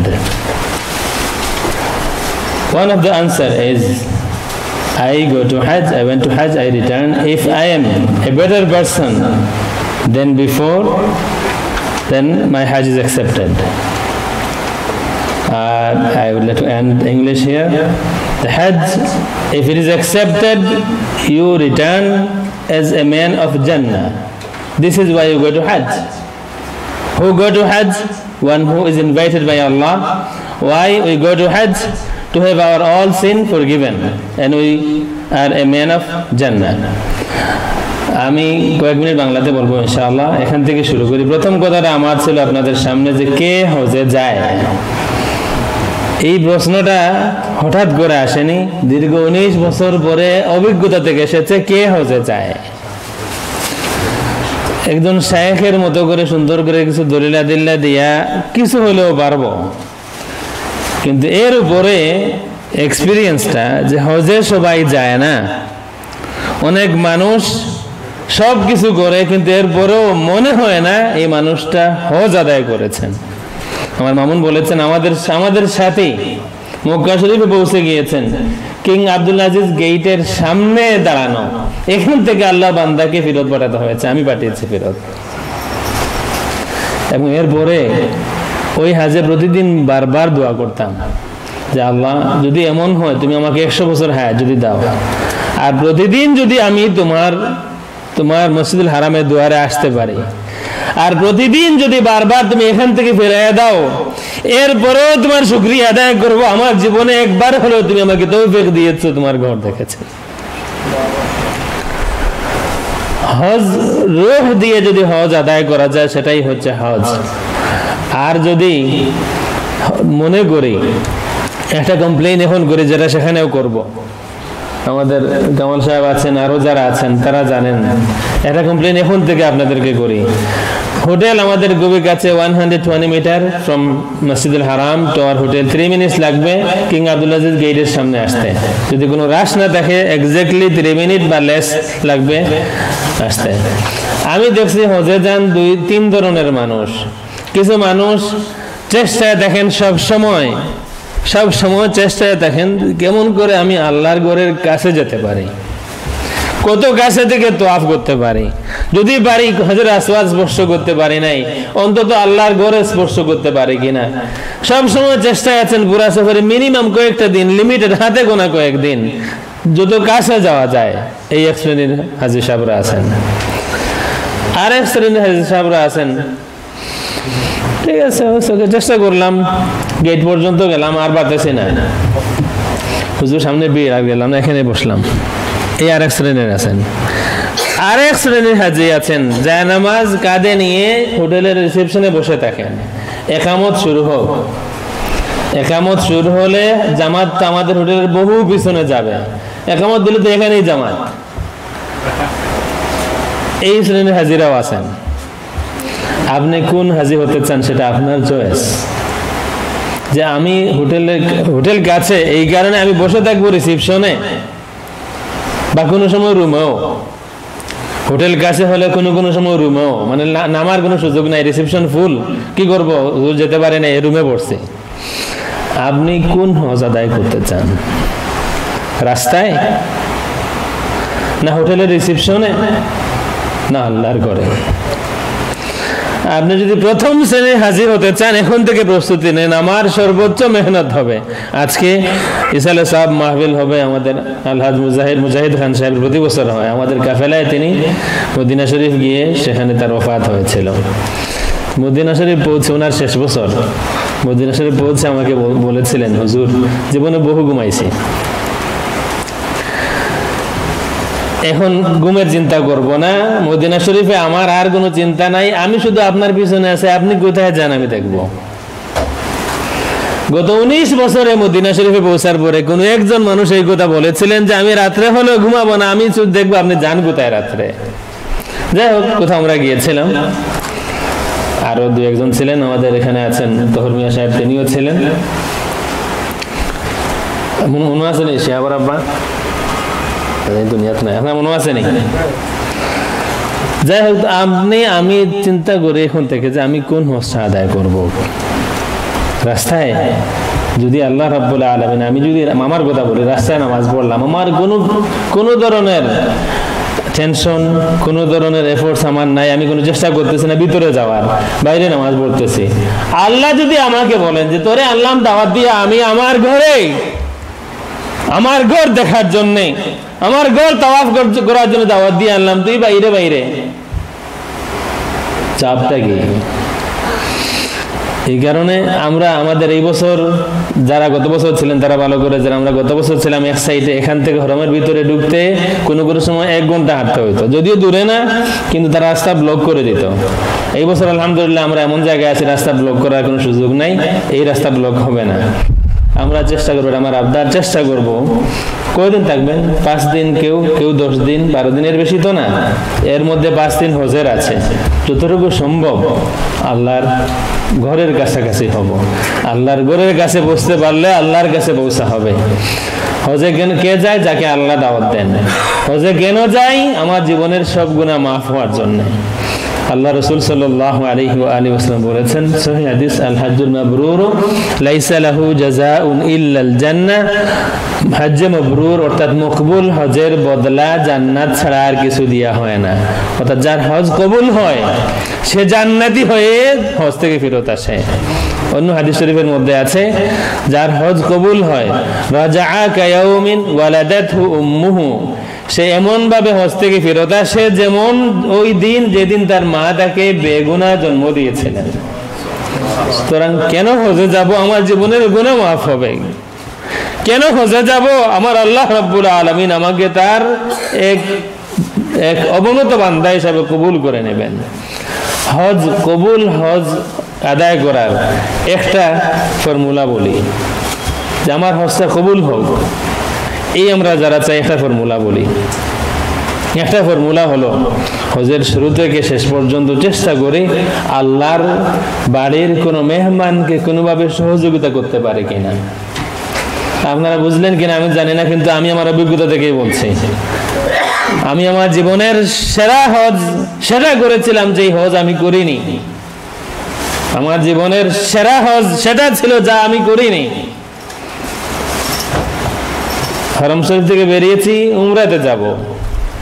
Indian একজন মহিলা খুব upset, খুব গরম পুলিশের প্রতি, হিন্দিতে ওনাকে অনেক কথা বলতেছেন, পুলিশ কিছু বুঝতেছে না। আমি কাছে গেছি, ওনার কমপ্লেইনটা হলো যে সকালে আমি আসছি, তবে হারিয়ে গেছে, তোমরা কোনায় কোনায় পুলিশ দাঁড়াই আছো, কি করো তোমরা? মহিলা এই কমপ্লেইন করতেছেন। পুলিশ তো কিছুই বুঝে না, তা আমাকে দেখে বলতেছে তুমি কি বুঝো? যে হ্যাঁ বুঝি। কি করে? আমি বললাম যে মহিলা বলতেছেন সকালে তিনি ইন্ডিয়া থেকে আসছেন, গ্রুপের সাথে তাওয়াফ করে হারায় গেছেন, তোমরা কোনায় কোনায় আসো, তোমাদেরকে বলতেছেন তোমরা কিছুই করতেছো না। পুলিশ বললেন যে দেখো আমরা তখন বুঝতেছি না। ঠিক আছে, তুমি যেহেতু বুঝছো ওনাকে রুমে বসে দাও। আমিও প্রথম বছর, আর যে গরম মহিলা, যাই হোক বাইর হয়েছে কিছু, আমিও চিনি না, ওনাকে নিয়ে বাইর হয়েছে। আমার মন চায়, আমার মায়ের মতো বয়স হবে, আমার মন চায় ওনাকে বলবো যে মা আপনি কিছু খাবেন, কিন্তু সাহসে দেয় না, যদি ওনা আমাকে ধমক দেন। তারপরে একটা দোকানের সামনে যাই, আবার বলছি, বলেন না, রাগ করে বলেন না আমাকে ওই ঘরে বসে দাও। তা আমি কি বলছাব, আমি তো কিছুই চিনি না। ওই যে গ্রোসারিতে গেছিলাম, তাকে কার্ডটা দেখাইয়া বলছি যে ভাই এই বিল্ডিংটা চেনেন? বলছে হ্যাঁ চিনি, এই তো সামনে 2 গলি পরে আপনি রাইট করবেন, তারপরে লেফট করবেন, এরপরে 1 নম্বর বিল্ডিং। নিয়ে গেছে বিল্ডিং, দেখে মহিলা চেনে ফেলছেন, 4th তলায় ওনার রুম। নিয়ে গেছে রুমে, ওনার 3 ছেলের সাথে, তারা রুমের ভিতরে। দরজা নক করার পরে তারা দরজা খুললেন, তো ওই মহিলা এখানে দাঁড়িয়ে আমার জন্য একটা দোয়া করলেন। তাদেরকে বললেন যে তোমরা আমার ছেলে, তোমরা আমার ছেলে, 3 ছেলে, তোমরা, তোমাদের মা মাথাফা হারিয়ে গেছে, আর তোমরা রুমে বসে আছো। আমার ছেলে তো এই ছেলেটা, যে কোন দেশের আমি জানি না, আমাকে নিয়ে আসলো। আমার মনে হয়েছিল যে এই উমরা আমি করিনি, যাচ্ছিলাম উমরা করার জন্য, কিন্তু আমার জীবনের সেরা উমরা এটাই ছিল। আমাদের হজ কবুল হওয়ার একটা ফর্মুলা আমি মনে করি, আমাদের কাফেলার সাথে যারা আছেন, দেখি কোন আল্লাহর কোন মেহমানকে, উনি হয়তো দেখতে আমার মতো এত সুন্দর না, উনি হয়তো ওনার ঘরটা আমার ঘরের মতো এত হাই ফাই না, কিন্তু তিনি আল্লাহর বাড়ির মেহমান। 2000 হজে গেছিলাম, আমার সাথে আরেকজন ছিলেন সিলেটের, আমরা দুইজন গেছিলাম। আল্লাহ রসুলের জন্মস্থানের পাশে একটা রেস্টুরেন্টের উপরে আমরা খাইতে বসছি। আমার সাথে আমেরিকান যিনি যোগ করতেছেন হোটেলের যে বয়, ওনার সাথে, উনিও বাঙালি, মানে আমরা আমেরিকান এই সেন্সে কিছু কথাবার্তা ওনাকে বলতেছেন, খাওয়া দাওয়া চলছে বলতে, আসলে যোগ ছিল মূলত। তা আমাদের ওই ভাই একসময় মনে হয় বিরক্ত হয়ে আমার বললেন, আচ্ছা ভাই, হ্যাঁ আপনি আমেরিকায় থাকেন, ঠিক আছে, অনেক বড় জায়গায় থাকেন, কিন্তু ভাই একটা কথা, আমি কিন্তু প্রতিদিন আমার আল্লাহর ঘরের আজানের আওয়াজ শুনি প্রতিদিন 5 বার। আমরা দুইজন খামোশ হয়ে গেছি, এর উপরে আর ভাগ্য নয়। আমরা আমেরিকায় থাকি, তাইলে কি হলো, এই লোকটা প্রতিদিন আল্লাহর ঘরের আজানের আওয়াজ প্রতিদিন 5 বার শুনে। চেষ্টা করবো কোনোভাবে, সুযোগ আসবে। আমাদের কাফেলা একজন মুরব্বী মানুষ আছেন, উনি আল্লাহর মেহমান, হ্যাঁ আপনিও আল্লাহর মেহমান, ওনার সহযোগিতার কোনো প্রয়োজন আছে, লাঠিটা উঠাইয়া দেওয়া, গাড়ি আসলো ওনাকে সুযোগ করে, ঠিক আছে আপনি ওঠেন, আপনার যেহেতু বয়স বেশি, আপনি অসুস্থ, ঠিক আছে আমি সামান্য আল্লাহর বাড়ির মেহমান হিসাবে, আল্লাহর মেহমান হিসাবে আমাদের কাফেলার হোক বা অন্য কাফেলার হোক, কাউকে সামান্য যদি সাহায্য করার সুযোগ এসে যায়, এটা মিস করবেন না। হজ্জে মবরুর নসিব হওয়ার এটা একটা সুযোগ, এটা ফর্মুলা। এটা আর একটা বিষয় হলো, এখন থেকে নিয়ত করে নিব, আমার জীবনে আমি যা ছিলাম, কিন্তু হজ থেকে যখন ফেরত আসবো, আমি আল্লাহর বাড়ির মেহমান হয়ে ফেরত আসবো। আগের অমুক মিয়া তমুক মিয়া না, আমি এখন হজ করে এসেছি, আল্লাহর বাড়ি দেখে এসেছি, আল্লাহর বাড়ির মেহমান। আমার জবান আলাদা হবে, আমার জীবন আলাদা হবে, আমার ব্যবহার আলাদা হবে, আমার কথা আলাদা হবে, আমার মসজিদে আসা যাওয়া, মসজিদের সম্পর্ক আমার আলাদা হবে। আগের থেকে নিয়ত করে নেই। আমি আগে বলেছি, হজ্জে মবরুর কার নসিব হয় বা কার নসিব হয়েছে, যিনি হজ থেকে আসার পরে আগের অবস্থা ভালো হয়েছে, আগের থেকে আমি ভালো মানুষ হয়েছি, তাইলে আমার হজ কবুল হয়েছে। হজের পুরা সফরে আমরা সাথে আছি, যে করে 2-3 বার বলা হলো। আমরা যদি ডিটেইলস এখন বলি আপনারা সব রাখতে পারবেন, আমাদের জানা আছে। আমরা আমাদের কাফেলাতে আমাকে ইনশাআল্লাহ যদি বেঁচে থাকি, আমি 30 তারিখে যাচ্ছি, আমার ছেলে মামুন 3 তারিখে যাচ্ছেন। আমরা আপনাদের সাথে ফুল টাইম থাকবো, বিশেষ করে হজের সময়। আপনার যদি সাক্ষীর প্রয়োজন হয়, এই হাজি সাহেব আছেন, জিজ্ঞাসা করেন হজের সময় আমরা পুরো সময় থাকি কিনা। আরো যারা আছেন, আমার আতর ভাই আছেন, তিনিও গেছেন হজে, জলগরুন সাহেব গেছেন হজে, খান সাহেব ওনারাও গেছেন, কামাল ভাই হই উনি প্রতি বছর যান। হজ যখন শুরু হবে আমরা ফুল টাইম আপনাদের সাথে, সুতরাং বিলকুল টেনশন ফ্রি যে আপনার কোথাও মনে হয় কোথাও কিছু মিস হয়ে যাবে না। বই আপনাদের কাছে হয়তো আছে বা আরো নেবেন, বইয়ের মধ্যে যে দোয়াগুলি আছে এগুলি মুখস্থ করা কোনো জরুরি না। আপনার জরুরি হলো একটা দোয়া, লাব্বাইক আল্লাহুম্মা লাব্বাইক, লাব্বাইক লা শারীকা লাক লাব্বাইক, ইন্নাল হামদা ওয়ান নি'মাতা লাক ওয়াল মুলক লা শারীকা লাক। প্রতি বছর, গত বছর আরফার ময়দানে এই তালবিয়া আমরা শুদ্ধ করানোর চেষ্টা করেছি। গত বছর হাজী সাহেব যাকে আল্লাহ দাওয়াত দিয়ে নিয়ে গিয়েছেন এই তালবিয়া বলার জন্য, লাব্বাইক বলার জন্য, যদি ওনার লাব্বাইকটা শুদ্ধ না হয়, আল্লাহ থেকে দাওয়াত দিয়ে নিয়ে গিয়েছেন এই আওয়াজ শোনার জন্য, আমার বান্দা জীবনের সব মায়ার সব কিছু ছেড়ে দিয়ে মামুলি কাপড় পরে খালি পায়ে খালি মাথায় আমার নাম নেবে, আমার দাওয়াতে জবাব দিবে, লাব্বাইক হে আল্লাহ তুমি দাওয়াত দিয়েছিলে, আমি হাজির হয়ে গিয়েছি। যদি আমার এই তালবিয়াটা লাব্বাইক বলাটা যদি শুদ্ধ না হয়, আমি কি বলবো। গত বছর আরবার ময়দানেও তালবিয়া মুখস্থ করানোর চেষ্টা করেছি। যে সময় বাকি আছে চেষ্টা করুন, আমার কাছে আসুন, আমাকে কল দেন কোন ইমামের কাছে যে হুজুর আমার তালবিয়াটা শুদ্ধ হয় কিনা, আমি যে আমাকে আল্লাহ ডাক দিয়েছিলেন, আর আমি বলবো যে হ্যাঁ আমি আল্লাহ হাজির হয়ে গিয়েছি, যাতে আমার এই জবাব আনসারটার মধ্যে যেন কোনো ভুল না হয়। হ্যাঁ আমার ভুল হলে আল্লাহ কবুল করে নেবেন, আমার আশা থাকতে পারে, বান্দা আমি আল্লাহ আমার ভুল হতেই পারে, আমি স্বীকার করি, কিন্তু এরপরেও আমি হঠাৎ করে সেখানে যাচ্ছি না, আল্লাহ আমাকে দাওয়াত দিয়ে নিয়ে যাচ্ছেন, তালবিয়া যেন শুদ্ধ হয়। এই হলো একটা। আসুন আমরা 2-3 বার পড়ে নেই। লাব্বাইক আল্লাহুম্মা লাব্বাইক, লাব্বাইক লা শারীকা লাক লাব্বাইক, ইন্নাল হামদা والنعمة لك والملك لا شريك لك لبيك اللهم لبيك لبيك لا شريك لك لبيك إن الحمد والنعمة لك والملك لا شريك لك لبيك اللهم لبيك لبيك لا شريك لك لبيك إن الحمد والنعمة لك والملك لا شريك لك প্রথম যে ভুলটা আমরা করি তালবিয়া পড়তে আমরা বলি লাব্বাইক আল্লাহ আল্লাহুম্মা আল্লাহুম্মা বলেন ম্যাক্সিমাম লাব্বাইক আল্লাহুম্মা লাব্বাইক দুইটা ভুল হলো এটা হবে লাব্বাইক আল্লাহ না লাব্বাইক আল্লাহুম্মা ইনশাআল্লাহ সময় আছে প্লেনে তো আমরা একসাথে আছি যারা 30 তারিখে আছি 3 তারিখে 2 ফ্লাইটে বাকি আছে মামুন আছেন রাস্তায় আমরা শুদ্ধ করে নেব ইনশাআল্লাহ দ্বিতীয় যে দোয়া আমার জানা সুন্নত বিসমিল্লাহি আল্লাহু আকবার এটা আমার জানা দেখা সুন্নত এটা বলা সুন্নত এটাও কঠিন কিছু না হযরত আসওয়াদ যদি স্পর্শ করার সুযোগ হয় অথবা দূর থেকে ইশারা করে বিসমিল্লাহি আল্লাহু আকবার হাতে চুমু দিতে পারেন না দিলেও ওকে যদি দূর থেকে হয় কিন্তু যদি আপনি কাছে যেতে পারেন আর হাত দিয়ে স্পর্শ করতে পারেন তাইলে হাতে চুমু দিবেন আর যদি ঠোঁট লাগাতে পারেন তাহলে তো হাত তো না সরাসরি ঠোঁট দিয়ে চুমু দিলেন তৃতীয় আরেকটা দোয়া আছে যে দোয়াটা পড়তে পারেন এটা আশা করি মুখস্থ আছে রুকনে ইয়ামানি আর হাজার আসওয়াদের মধ্যখানে যদি কাফেলার সাথে দেখেন আমরাই পড়বো আপনারা রিপিট করবেন একটা দোয়া রব্বানা আতিনা ফিদ দুনিয়া হাসানা ওয়া ফিল আখিরাতি হাসানাতান ওয়া কিনা আযাবান নার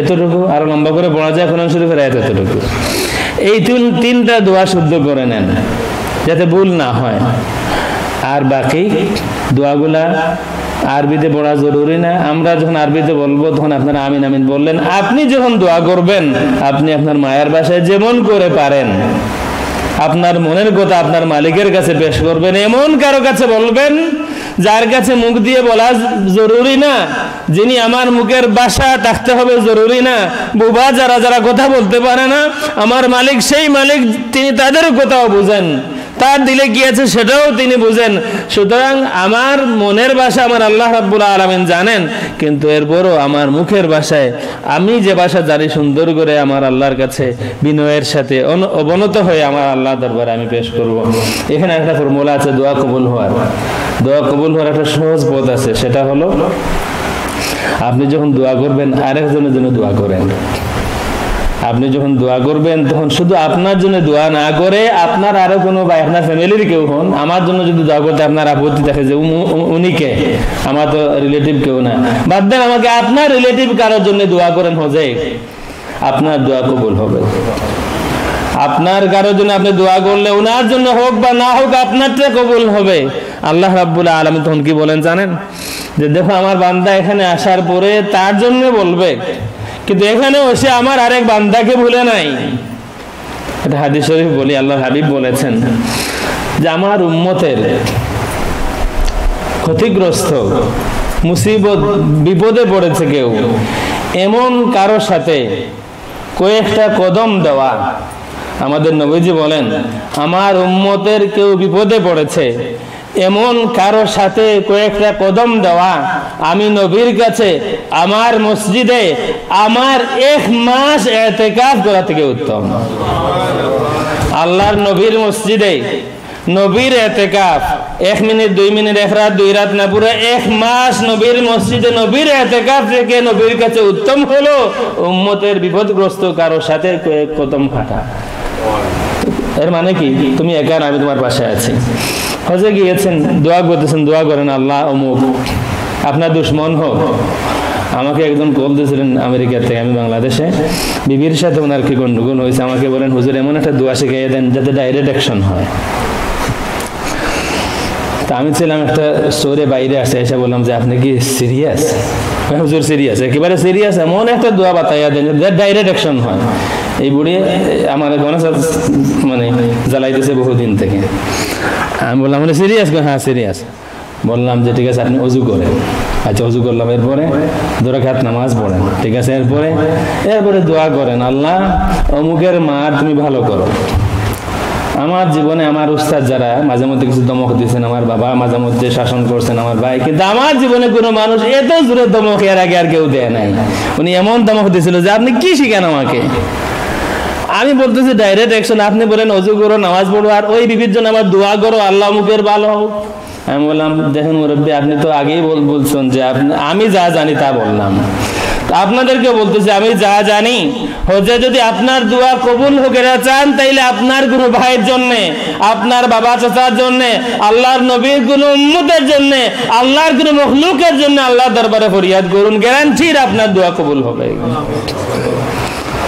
আরফার ময়দানে হাদিস শরীফ আছে, হাদিস শরীফ আছে আরফার ময়দানে হাজি যদি তার কোনো কারো জন্য দোয়া চায় তাইলে আল্লাহ রাব্বুল আলামিন যার জন্য দোয়া যায় তাকেও মাফ করেন, আর যে দোয়া চায় তাকেও মাফ করেন।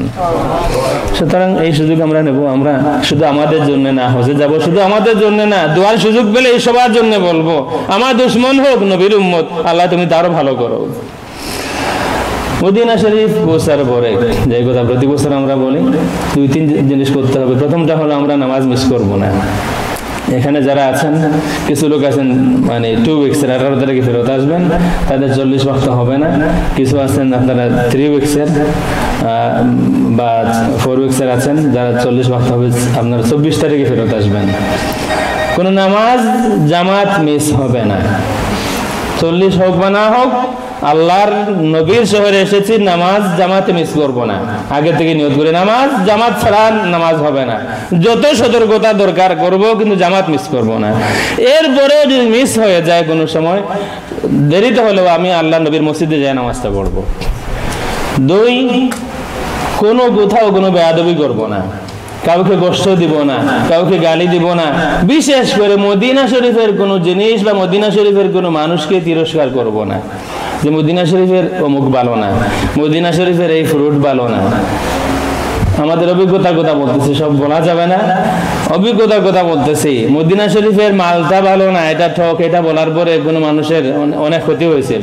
আমার কাজে এটা না, এখানে এসেছি, মদিনা শরীফের মানুষ ভালো হোক খারাপ হোক, আমার নবীর শহরের মানুষ তারা যদি সামনে আসে সম্মান করব, কাউকে কষ্ট দেওয়ার চেষ্টা করব না। যদি কেউ কষ্ট আমাকে দিয়ে দেয় সবর করব। মদিনা শরীফের কেউ যদি হয়, আমি কষ্ট দিলে আমাকে বলবেন, আমি কষ্ট দিলে মনে করবেন না যে মনে ওয়াজ করতেছি আমার জন্য। যদি আমি আপনাকে কোনো কষ্ট দিই আমাকে বলবেন, কিন্তু মদিনা শরীফের কেউ যদি কষ্ট দিয়ে দেয় আপনাকে, তাহলে নবীর খাতিরে এই লোক মদিনা শরীফে তাকে মাফ করে দিলাম, আপনার ফিরতটা অনেক ভাগ্যবান মানুষের ফিরত আসা হবে ইনশাআল্লাহ। আমরা শেষ করব, যদি কারো প্রশ্ন থাকে হজ রিলেটেড, মাসলা মাসাইল রিলেটেড প্রশ্ন থাকে বলবেন। ভিসার কথা আমরা আগে বলি, সবার ভিসা হয়েছে, সবার টিকিট কনফার্ম, আর যারা নিতে চান নেবেন নামাজের পরে। আর দোয়া হবে, মিলাদ শরীফ হবে, আমাদের আলহাজ মুজাহিদ খান সাহেব আমাদের সাথে, আমাদের কাফেলায় যায়া 2-3 জন বিদায় হয়েছেন, এর মধ্যে একজন মুজাহিদ খান সাহেব আমাদের সাথেই, আমরা একসাথে ছিলাম, একসাথে বেশ কিছু কাজ করেছি আল্লাহর ঘর মসজিদের জন্য, আল্লাহর দ্বীনের জন্য, যতটুকু সম্ভব একসাথে কিছুদিন কাজ করেছি। কিন্তু আল্লাহর বান্দা আমরা বুঝি নাই, আমরা হয়তো বা আমি মনে করেছিলাম যে আমার স্ট্যাটাসটা ফজিলত বেশি হবে ওনার থেকে, কিন্তু মদিনা শরীফে গিয়া দেখলাম না, আমার থেকে ওনার ফজিলত বেশি। কারণ আল্লাহ রাব্বুল আলামিন তাকে মদিনা শরীফ রাখিয়ে দিলেন। চেষ্টা তো সবারই হয়, দোয়া তো সবাই করেন, দোয়া তো সবাই করেন, আল্লাহ মত দিলে মদিনা শরীফে মত দিও, কিন্তু আমাদেরটা এই পর্যন্ত কবুল হয় না, ওনারটা কবুল হয়ে গেল। আমি আসার পরে বলেছিলাম যে মুজাহিদ খান সাহেবের মত শুধু মত নয়, যতদিন আমরা বেঁচে থাকবো মুজাহিদ খান সাহেবের মত দোয়া হয়ে থাকবে। আল্লাহ রাব্বুল আলামিন ওনাকে আরো মর্যাদা দিন, আমিন। আমরা দোয়া করবো ইনশাআল্লাহ। নামাজের পরপরই মিলাদ শরীফ দোয়া হবে, তারপরে তাবারুক আছে খান সাহেবের ফ্যামিলির পক্ষ থেকে আপনাদের জন্য। এটা মদিনা শরীফে কেউ শুয়ে আছেন, ওনার পক্ষ থেকে, ওনার ফ্যামিলির পক্ষ থেকে সবাই কিছু দেরি হলেও নিয়ে যাবেন। এর মধ্যে সিন্নি যখন দেওয়া হবে ওই সময় যাদের পাসপোর্ট আছে আমাদের কাছে আছে নেবেন, পরবর্তীতে নিতেও পারেন। যদি যারা আসেন নাই, দূরে কেউ আছেন, আমরা 30 তারিখের ফ্লাইটে আমরা সবাই নিয়ে যাব। 3 তারিখে যারা আসেননি তারা এয়ারপোর্টে আমাদেরকে পাবেন ইনশাআল্লাহ। আজিজ, কোনো প্রশ্ন থাকলে বলেন। ইয়েস। আসসালামু আলাইকুম। আমার একটা প্রশ্ন, যদি কেউ মারা যায়, আমরা তো মেলে নিয়ে যাবো, তখন মারা গেলে তখন ওনারের সাথে মানে ওনারে রেখে আসবো নাকি সাথে নিয়ে আসবো নাকি না কিছু?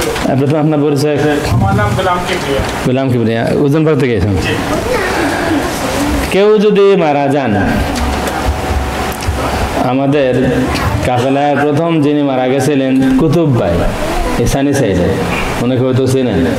ইয়াং মানুষ, মাকে নিয়ে গেছেন, মা অসুস্থ, মাকে সাহায্য করবেন। মাকে সাহায্য করা লাগে না, অবশ্য আল্লাহ বান্দা কিসমত।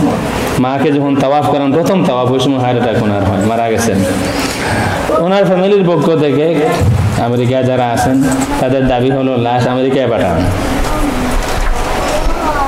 আর মুরব্বী মহিলা ওনাকে আমরা বলতেছি না, কি করে বলবো? আচ্ছা বলেন, আমার সাথে গেছেন, ছেলেকে সাথে নিয়ে গেছেন, কি করে এই মাকে এই কথা বলা যায় যে মা তোমার ছেলে মারা গেছে? আমরা এটা বলতে পারি না।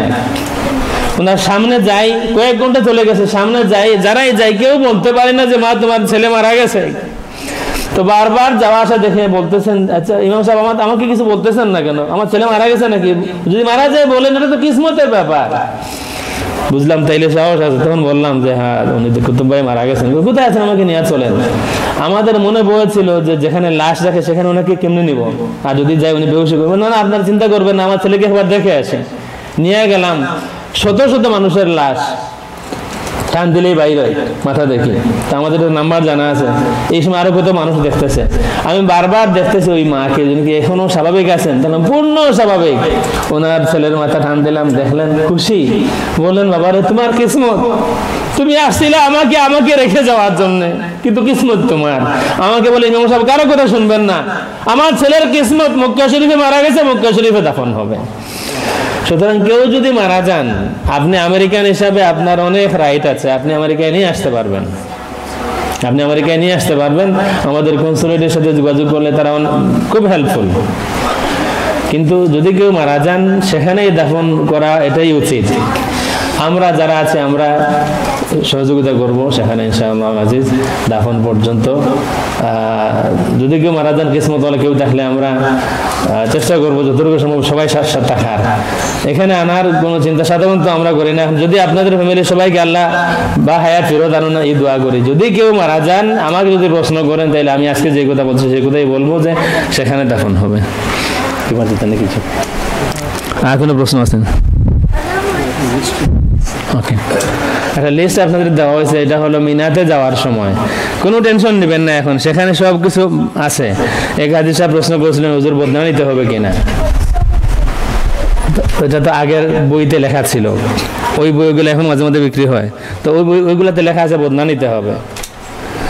আমি বলছেন এখন বদনা নিতে হবে না, যেখানে যান সেখানে সব ব্যবস্থা আছে, হোটেলে আছে, মিনাতে, আরফাতে, মুজদালিফাতে, সব জায়গাতে বদনার কোনো প্রয়োজন হবে না। সেখানে যা প্রয়োজন সেখানে সব কিনতে পারবেন। মোস্ট ইম্পর্টেন্ট, যাওয়ার সময় আপনার হাতের ব্যাগে আপনার ইহরামের কাপড় আর আপনার স্যান্ডেল থাকা জরুরি। এটা হলো সব থেকে জরুরি, আর বাকি সব ম্যানেজেবল। আপনি বেডশিট নেন নাই, সেখান থেকে কিনে নেবেন 10-12 রিয়াল। ইহরামের কাপড় একটা আমরা দিব, আর একটা আপনার লাগবে, দরকার নাই কিনা সেখান থেকে কিনবেন। আরো যা কিছু আছে সব সেখান থেকেই পাওয়া যাবে। যাওয়ার সময় যদি আপনি স্যান্ডেল আর ইহরাম না নিয়ে যান, তাহলে 99% সম্ভাবনা হলো আপনার দম লাগবে। হজ শুরুর আগেই দম লাগবে। দম বুঝেন তো, আগে বলছি, দম মানে পেনাল্টি। একটা ছাগল কুরবানি $150 $160 মতো লাগবে। সুতরাং আপনার হাতের ব্যাগে আপনার ইহরামের কাপড়, স্যান্ডেল যেন থাকে, আপনার পাসপোর্ট, গ্রিন কার্ড, এটার জন্য আপনার সাথে থাকে। কোনো বিশেষ মেডিসিন আপনি নেন, আপনার ডাক্তারের পরামর্শ হলো এই মেডিসিন আপনাকে নিতে হবে, আপনাকে মেডিসিন সাথে নিতে পারেন। প্রেসক্রিপশন সাথে থাকে, সেটাও সাথে নেবেন, এগুলো বেশি জরুরি। আর বাকি সব ব্রাশ নেন নাই, টুথপেস্ট নেওয়া হয় নাই, পাঞ্জাবি একটা নেওয়া হয় না, কোনো অসুবিধা নেই, সেখানে সব পাবেন। এখানে একটা কিনতে যা পয়সা লাগে, এই পয়সায় সেখানে 3টা কিনতে পারবেন। এখানে যদি আপনি একটা পাঞ্জাবি কিনতে চান, তাহলে $35 লাগবে। আর সেখানে একটা পাঞ্জাবি কিনতে গেলে, রেগুলার যে পাঞ্জাবি কিনতে গেলে 12-15 রিয়াল লাগবে। 3টা থেকে বেশি কিনা যাবে সেখানে। সুতরাং এইসব ম্যানেজেবল, এগুলো সাথে রাখবেন শুধু। আর কোনো প্রশ্ন? মুসাফির হরম শরীফে পৌঁছার পরে, হরম শরীফ মক্কা শরীফে যদি 15 দিন হয়ে যায়, হবে না, আমাদের হবে না। মক্কা শরীফে যদি 15 দিন হয়ে যায় তাহলে আমরা মুকিম, আর না হয় মুসাফির। আমরা মুসাফিরই থাকবো, কিন্তু হরম শরীফে যখন নামাজ হবে, পুরা নামাজ হবে, আমরা সেখানে পুরা নামাজ পড়বো। কোনো কারণবশত যদি আমাকে একা নামাজ পড়া লাগে তখন আমি মুসাফির। এই চিন্তাও আপনারা করবেন। রাস্তায় মুসাফির, হরমে পৌঁছার পরে মক্কা শরীফে আছি, মদিনা শরীফে আছি, এই চিন্তাও করবো না কোনো সময় যে বাদ দেই, জামাত বাদ দেই, আমরা পড়ে নেব। আমরা সেখানে যেয়ে নামাজটা পড়বো। আর কোনো প্রশ্ন? হ্যাঁ, একটা কেউ আগে থেকে নিয়ত করে নেন, আপনারা হয়তো নিয়েছেন যে আর যাই হোক 2টা দম দিয়ে দিন, হয়তো ভুল ত্রুটি হইতেই পারে, সুতরাং 1-2টা দম দিয়ে দিব, এই নিয়ত কেউ আগে থেকে করে নেন। দেখেন, যদি আমার কাছে আপনার দম আসে 2টা থেকে 1টা হবে, হয়তো $10-12 আমার প্রফিট হবে, না হয় $10-12 আমার থেকে যাবে, 2টা থেকে 1টা হবে। গত 19 বছরের অভিজ্ঞতা, কোনো বছর $10-12 টাকছে, কোনো সময় $10-20 গেছে। তা মনে করলাম আমার আসবে, যদি আসে, অনেক কষ্ট করার পরে $10-12 যদি আসে, আমার হতে কি? কিন্তু আমি আপনাকে বলতেছি, এই নিয়ত করবেন না, এটা কোনো সুস্থ মানুষের নিয়ত না। আপনার যখন ভুল হবে তখন সেই চিন্তা করবেন। ভুল হইলে হইতে পারে, এই মনে করে দম দেওয়ার কোনো জরুরত নাই, কেউ দেন না ইতিহাসের মধ্যে। এমন যদি হইতো তাইলে প্রত্যেক নামাজে সসুদ্ধা দিতাম, যে আমরা তো সাধারণ মানুষ, হয়তো নামাজে কত ভুল দেয়, সসুদ্ধা একটা দিয়া দেয়, এমন না। এই দম দেওয়ার কোনো মানে নাই। যদি আপনার পয়সা বেশি থাকে, নফল সদকা দিয়া দেন, কিন্তু আপনার ভুল হইতে পারে, দিয়া দেয় একটা, এই মনে করে যদি দেন, সওয়াব আপনি পাবেন না। ভুল হয়ে গেছে, আপনি শিওর, তখন আপনি যেমন সহজে আমরা দেই, যখন আমি শিওর যে এমন কোনো কাজ করে ফেলেছি, ওয়াজিব তরক হয়েছে, এখন সহজে দিতে হবে, তখন আপনি দিবেন।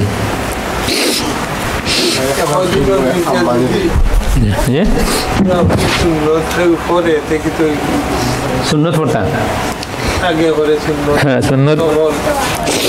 আমরা আমাদের একটা মশলা বলি, যেমন গত কয়েকদিন আগে মেনহাটনে কোনো বৃষ্টি যেদিন ছিল, ওই দিন মেনহাটের কোনো মসজিদে মাগরিবের নামাজ পড়ে সাথে সাথে এসে নামাজ পড়ছেন। কেন? বৃষ্টি। যারা এসার নামাজ সাথে সাথে পড়ছেন, এরা কিন্তু কেউ ঘরে ফিরে আসেন নাই, এরপরে ট্যাক্সি চালাইছেন, দোকানে ব্যবসা করছেন, সব করছেন, সব ঠিক ছিল, শুধু বৃষ্টি, নামাজটা আগে পড়েনি। হানাফি মাযহাবে এই সুযোগ নাই। আমরা যদি মুসাফির হই তাইলে ফরজ নামাজে আমাদের শর্ট করা হয়েছে, নফল নামাজ আমাদের আছে। যদি সুযোগ থাকে, এমন আছে সুযোগ নাই, ফ্লাইট চলে যাবে, পড়বো না, কিন্তু সুযোগ আছে আমার, আমি নফল সুন্নত যেগুলি আছে এগুলো আমরা পড়বো ইনশাআল্লাহ। আর ইহরাম আমাদের আম্মানে হবে। এখানে যারা আছেন শুধুমাত্র 4 জন বাংলাদেশে যারা যাবেন, তারা যাবেন টার্কিশ এয়ারলাইন্স, এখানে আছেন কিনা জানি না, তাদের ইহরাম হবে। আপনি বাংলাদেশে না? আপনি সানোয়ার চৌধুরী না? খলিল, ইব্রাহিম খলিল, মোহাম্মদ ইব্রাহিম খলিল। আপনার সাথে আপনার মিসেস আছে মনে হয়, লাইলা পারবিন। আপনি তো বাংলাদেশও না। যারা বাংলাদেশে যাবেন 4 জন আছেন, 29 তারিখ দিবাগত রাত ফ্লাইট, 30 তারিখ লেখা আছে, 30 তারিখ, এটা 29 তারিখ বাড়ি দিলেই 12টা কত মিনিটে ফ্লাইট, মানে 29 তারিখে আপনাদের ফ্লাইট। তা আপনারা টার্কিতে, ইস্তাম্বুলে আপনারা ইহরাম পড়বেন। আর বাকি আমরা যারা এখানে আছি, 2 ফ্লাইটের মানুষও আছি, 30 তারিখের আর 3 তারিখের আমাদের সকলের ইহরাম হবে আম্মানে, জর্ডানের রাজধানী আম্মানে আমাদের ইহরাম হবে ইনশাআল্লাহ।